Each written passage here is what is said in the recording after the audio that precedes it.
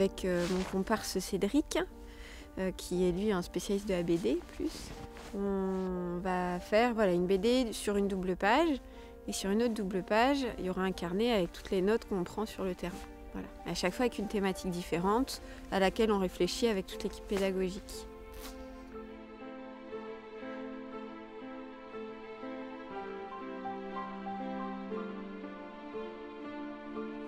Avec cette météo, c'est idéal.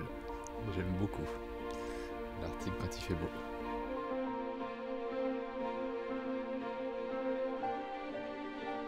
Sur un festival de dessin, on s'est rencontrés, on parlait beaucoup de plein de choses, de tout ce qu'on faisait. Et puis je dis, moi un jour je rêverais vraiment d'aller au Groenland. Ouais, c'est ça, oui, ça. j'aimerais. Je me rappelais Et toi, plus t'avais dit, ouais, maman, au Groenland, il y a un truc qui part, ça s'appelle Atka, je pourrais te mettre en contact peut-être. On voulait faire vraiment de la médiation scientifique par le dessin avec l'équipe pédagogique. Et puis finalement, on nous a dit pourquoi vous viendriez pas tous les deux et en même temps. Et on s'est dit pourquoi pas.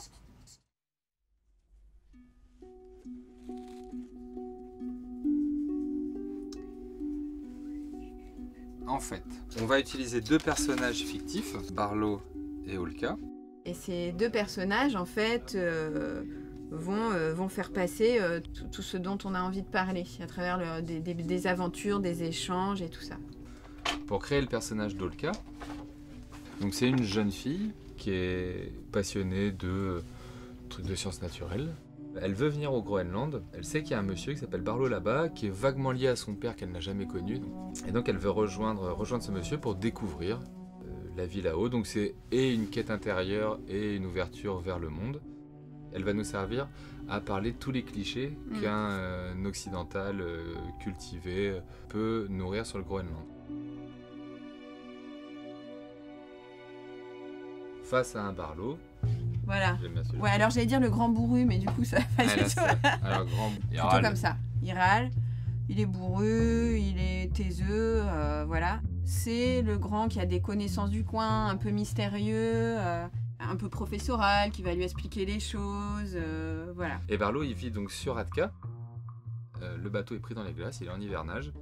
Elle le rejoint à ce moment-là. Et lui, il vit au Groenland depuis une dizaine, quinzaine, vingtaine d'années.